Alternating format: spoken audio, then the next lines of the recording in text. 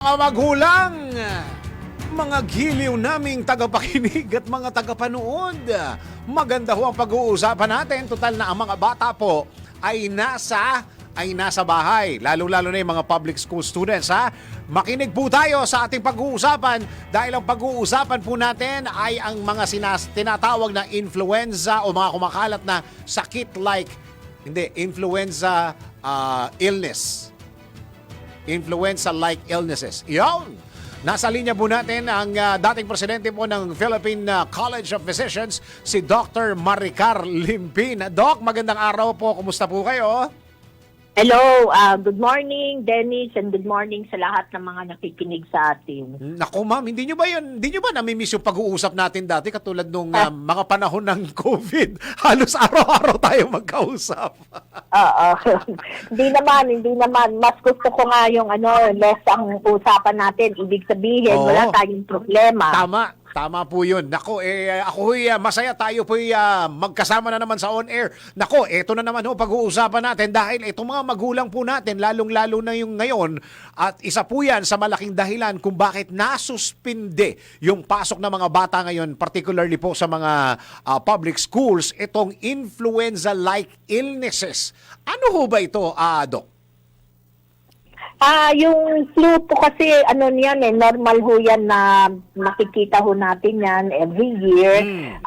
Tumataas ho ang incidence ng flu pagdating na ho ng tag-ulan. So usually pag nagtatag-ulan ho mga May, June, yan po yung dating ng tag-ulan sa atin. So makikita rin ho natin aakyat na ho ang incidence ng flu. And ngayon nga po, mapapansin ninyo karamihan talaga ng mga tao ngayon, talagang ito isa sa pinakamaraming dahilan ng consultation at saka yung iba ay talagang masama ang pakiramdam sa mga panahon na ito. At yun po ay nakita ho natin, marami ho yung mga ospital ngayon, chine-check din nila kung ito ay flu. Flu naman ho talaga ang nagiging dahilan ng mga sakit ng karamihan ngayon. Kasi kasi akong napraning dito, Doc, tungkol doon, ewan ko kung nabalitaan nyo yung sa UST, parang nagsimula ito, yung issue, yung pagkakasuspindi ng mga klase doon sa UST. Nabasa ko ito sa social media. Tama ho ba, Doc, na ang itong influenza-like illness na ito ay 7 to 10 days ang kailangan na pahinga para tayo gumaling, Doc? 7 to 10 days. Kung naman po, mabilis lang po ang resolution ng mga viral infections, no. So actually mga 5 araw, pero yung iba ho kasi medyo masama talaga ang tama kaya inaabot po ng 7 araw. Etong influenza-like illnesses, parang last year, tama yung sinabi nyo, nag-i-spike po tayo pagka dumadating itong, lalo na ngayong Kapaskuhan at mga tag-ulan, pero hindi kinailangan last year mag-suspende ng klase, Doc Pero ngayon nakasuspende. Yeah, ang napansin kasi namin ngayon na itong mga last few weeks, masyadong marami ho talaga ang nagkasakit, talagang inuubo, sinisipon, masasakit ang katawan, So, talagang nakaka-typical ho ng flu, sa mga tao, na medyo madami ho talaga sila. In fact, marami din ho sa aming mga healthcare workers ang talagang nagkaroon ng flu, So, marami. Hanggang ngayon, marami, So, but kami naman po, hindi naman ho kami talaga katulad ng mga bata, na kailangang masuspend ang klase o kaya masuspend ang pagtatrabaho. So, patuloy pa rin ho ang pagtatrabaho ng mga tao ngayon. Sinasabihan lang ho namin yung mga healthcare workers na magsuot ng face mask para medyo hindi ho masyadong kumalat, yung sakit. Sino ho ang magsusuot ng face mask? Yun hong wala pang flu-like illnesses? Hindi po. O yung mismong may sakit? Yung may sakit ho mismo dapat ang talagang magsuot. Kasi para napipigilan po yung pagkalat, Kasi yung pagkalat, manggagaling ho doon sa may sakit, So kailangan meron ho siyang suot na face mask. Of course, maganda din ho kahit ikaw ay walang sakit, mas maganda din kung gusto mo maproteksyonan sa sarili mo, magsuot din ho kayo ng face mask. Paano po ba itong flu-like illness na ito, Doc? Ano ho ang mga unang-unang nararamdaman ng isang tao para malaman niya na meron na ho siyang ganyan? Nako, karamihan mo talagang parang medyo sinisipon. Opo. Pagkatapos medyo uubuhin na, makatipo ang mga lalamunan, tapos mga masama ho ang masasakit ang pangangatawan, pati ho yung kaskasuan. At meron ho silang, kung hindi ho talaga nilalagnat, meron ho silang pakiramdam na parang nilalagnat ho sila kasi medyo malamig at saka mainit ang katawan. Kailan ho ito makakahawa? Puntahan muna natin yung adult muna, yung working market muna. Kailan ho sila makakahawa? Yung the moment po na sila po ay may sipon, may ubo, at masama na ho ang pakiramdam, yan po, pwede na po silang makahawa po niyan. Yung Mabilis po. yung mga droplets na naman yun, Doc. Pati yung pag nag-atching, yan, sila po ang talagang, yan po yung pinaka-main mode of transmission po. Tapos, ang mga seniors, Doc, delikado na naman ang lagay ng mga seniors.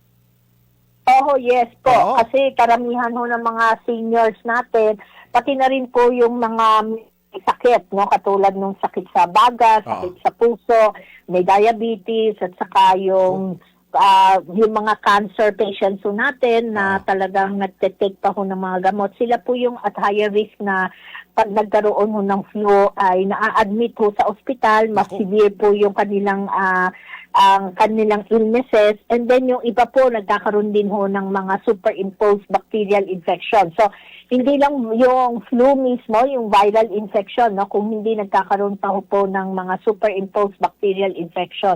Kaya po marami sa mga pasyente ho natin, lalong-lalo na yung mga matatanda, no, mapapansin ho ninyo, minsan kakailanganin ho silang ma-admit ho sa ospital. Okay. Yung mga bata naman po, tipong mga elementarya, mga grade school po, paano po ito? Kasi sabi po nila, the more na mas bata, the more na mas nakakahawa. Totoo po ba yun, Doc? Parehas na ho ngayon, hindi naman ho yung of course, yung mga bata, no, mas mabilis talaga sila mahawa dahil ang immune system ho nila ay immature pa po. Pero pag hindi, immature ho. Immature pa. Yung pag sinabi ho natin na bata, this will be yung bagong panganak at saka up to 1 year old, no? Newborn, no? So, sila po yung talaga, at saka up to mga 2 years of age, no? Sila po yung talagang ang kanilang, madali ho silang mahahawa dahil ang immune system ho nila hindi pa ho talaga matured. So, immature pa po, kaya hindi kaya na labanan yung mga infection na ito. Kaya mabilis ho silang mahahawa. Yun ho yung bata na sinasabi natin. Pero yung usual po, parehas lang po ang niyan with yung mga adults, no? Kaya marami ho sa mga matatanda ngayon sa atin, meron ding sakit, no? Tapos ang problema ho niyan sa isang pamilya, umiikot ho yung sakit. No. So yun yung nakikita ho natin, sa isang pamilya umiikot to. Kunyari, yung pinanggalingan ay yung nanay, tapos mamaya yung tatay rin, tapos yung anak, no? So lahat ho sila nagkakaroon ho ng flu. So, i-isolate na muna. Bigyan muna ng sariling kwarto at wag muna lapitan. Parang ganon, Doc. O kaya, pinakamaganda, dapat pag may nararamdaman ho, talagang kailangan magtakip na lang ho kayo, no? Maggamit na ho kayo ng face mask para hindi kayo masyadong nagkakalat sa iba. Nako, tanong ko na ho, yung mga madalas na ginagawa ho ng mga pangkaraniwan na Pilipino at napakadelikado, yun hong self-medication, Doc. Opo, yan po hindi natin ina-advise, no? Kasi siyempre, yung flu po is a viral infection. Wala ho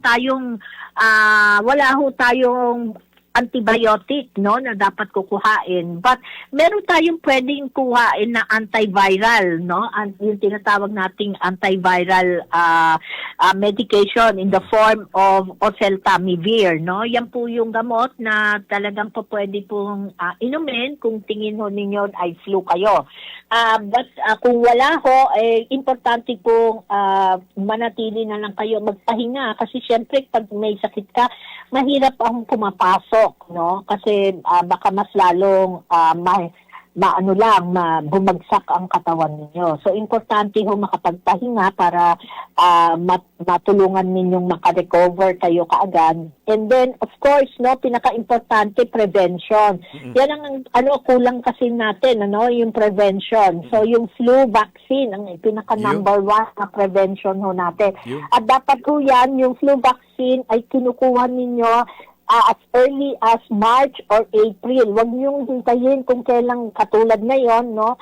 Marami sa mga nagkaroon ho na nakita ko, wala ho silang bakuna na against flu. So dapat ho ay sila ay nakakuha na ng flu shots at siguro the latest ay May or June, no? Para sa ganon, in preparation para doon sa flu season, hindi ho sila masyadong maapektuhan ng flu na ito. Naku, delikado pala ako. Teka muna, nag-flu vaccine ako last year eh. Etong taon na to, hindi, Doc.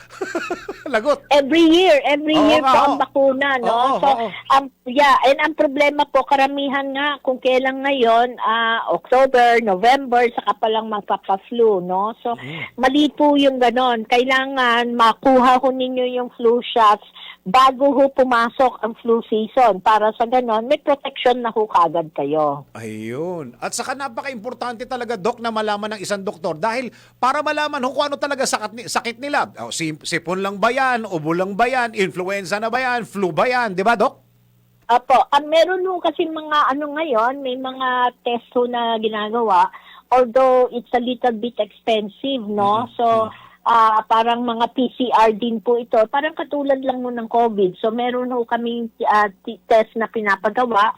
Either for yun nga, kasi ang COVID at saka ang flu, parehas lang po eh. At saka yung isa pa pong viral infection, yung respiratory syncytial virus, no? Ito po yung mga tatlo ngayon na tinitignan namin na maaaring dahilan ng pagkakaroon mga simptomas. So, isa din po sa maraming reason kung bakit nagkakaroon sila ng mga ganitong sakit, not necessarily flu, but yung RSV po.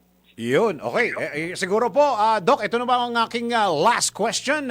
Siguro marami nakikinig sa atin, lalo na yung mga magulang, dahil walang pasok yung mga bata, napapanood, tayo napapanood nationwide, napapakinggan nationwide, at sa internet po, hindi lang buong Pilipinas, buong mundo. Ano ho ang maipapayo nyo sa amin para hindi ho kami magkasakit ng mga ganire? Yes, ang number one po, sana mabuhay ho tayo living a healthy lifestyle. Walang sigarilyo, walang alak, walang vape, no? At kumain ng masusustansyang pagkain and mag-exercise po, no? So, yun po yung number one. Number two, magpabakuna ho kayo. Marami hong bakuna na pwede ho ninyong matatanggap ngayon, yung flu shots at saka yung RSV vaccination. Kasi ito lang po talagang bakuna ang pinaka-effective na pamamaraan para mabigyan natin ng protection ang ating mga sarili against itong flu and itong RSV infection. Dahil sila po yung dalawang pinaka-common na nagkokoso ngayon ng mga flu-like illnesses. Pwede na ho ba yan ngayon o sa next year na, Doc, yung vaccine? Yung bakuna po, syempre dahil sa ine-expect ko natin na meron ho tayong another peak, no? Ngayon may peak. We can expect another peak ho ng flu season pagdating ho ng December, January. No? So, mabuting habang maaga, magpa-flu na shots na ho kayo. And then for next year, kunin nyo ho ng either April or May, no? Para sa ganon, mabigyan mo kayo ng protection for the entire year. Yes, okay. Dr. Maricar Limbin, maraming salamat po na naman sa oras na binigay nyo sa DWIZ at sa mga bagong impormasyon na yan. Yes, okay. I hope na matutuho tayong protection na ng ating mga sarili. Get your flu shots, get your RSV shots, no? para sa ganon ay maproteksyonan ninyo ang inyong mga sarili at hindi ho kayo ma-ospital. Yun. Doc, maraming salamat. Thank you. Yes, thank you and stay safe.